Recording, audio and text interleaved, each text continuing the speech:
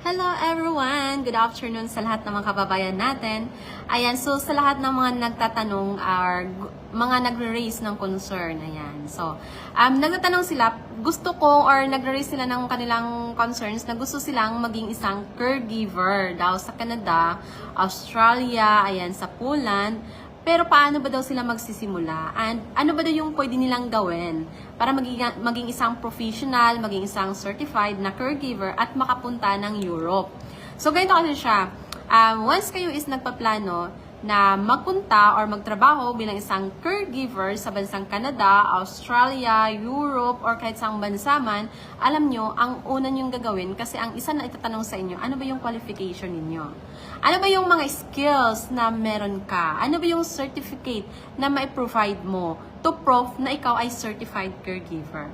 So, kung ikaw ay isa sa mga kababayan natin na wala pang certificate, wala pang diploma, to prove na ikaw ay professional caregiver or healthcare assistant. Ayan, so this is your chance. So take the chance na magkaroon tayo ng formal education sa pagiging isang caregiver. Kasi okay, minsan kasi may mga ano na tayo, mga students na tayo or meron na tayong mga kababayan na caregiver na sila ngayon, kasalukuyang caregiver na, yun nga lang, wala silang documents na may provide na sila ay certified caregiver or kaya ay diploma to prove na sila ay caregiver or mayroon na silang skills, formal education, qualification as a caregiver or healthcare assistant. Alam nyo? So, ganito siya. So, kung ikaw ay isa sa mga kababayan natin na ganun yung situation ninyo, na gusto nyo na i-change yung career ninyo, gusto nyo na makapunta talaga ng Canada or Australia or Europe, simulan nyo po yan sa pag-enhance ng inyong qualification, pag-develop ng inyong skills po. So, dito sa ICSA, meron tayong Diploma in Health and Social Care or mas kilalang caregiver course. So, alam nyo ba dito sa Diploma in Health and Social Care natin, kung ikaw ay senior high school graduate or high school graduate po, no? Or college level, okay? Pwede po tayong mag-proceed na for enrollment sa ating level 4 Diploma in Health and Social Care or Caregiver course, okay?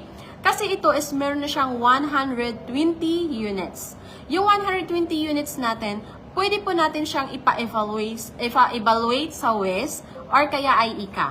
Ito po yung mga organization na kakailanganin natin na isubmit yung ating mga credentials. Kailangan natin ipa-evaluate yung equivalency ng credentials natin para tayo is matanggap pag tayo is mag-a-apply ng trabaho papuntang Canada. Okay? Aside minsan, kasi alam naman natin, minsan ihanapan kayo ng IELTS, di ba? So, aside sa IELTS, kailangan po natin siyang ipa-evaluate yung credentials natin sa WES or kaya ay sa ICA to prove, di ba? Kasi yun yung mga organizations na nag-evaluate ng mga credentials natin. Lalo na yung kung goal nyo is magkaroon kayo ng PR, okay? So, kasi marami na din kami mga students na nasa Canada na and yung mga suggestion talaga nila, kailangan yung mag-aral. Kasi pagdating nyo pa rin sa Canada, kailangan nyo pa rin mag-aral. Lalo na kung gusto nyo magkaroon ng PR or kailangan nyo i-process yung PR nyo doon, kailangan kasi natin ng diploma. So, hindi lang siya skills, kailangan natin ng diploma para tayo is magkaroon ng mas maganda pang opportunity sa atin, okay? So, yun, aside sa diploma, kailangan natin ng skills, okay? So, magkasama yun, yung skills natin at yung diploma natin plus experience, bonus po yun, okay? And ang kagandahan dito, kahit saang bansa kayo, naka-reside ngayon, ay pwede po kayong mag-aral dito sa ICSA. Marami na tayong mga students na sa Hong Kong, sa Canada, sa Poland, ayan, sa Dubai, sa Qatar, ayan, sa Riyadh, KSA, marami na po tayong mga students doon na nag-aaral dito sa ICSA po and nagtitake sila ng online class. Kasi pag diploma naman, it's more on academic side naman siya. So, meron tayong mga assignments na gagawin, okay? So, may mga modules tayo na kailangan i-comply and yun, may mga bonus topic, yun is i-demonstrate siya ng instructor ninyo through online. Pero kung kayo is nandito sa Kuwait, mas advantage yun sa inyo kasi meron tayong face-to-face classes, okay? So, sa mga nandito sa Kuwait, yung office namin is located po siya sa may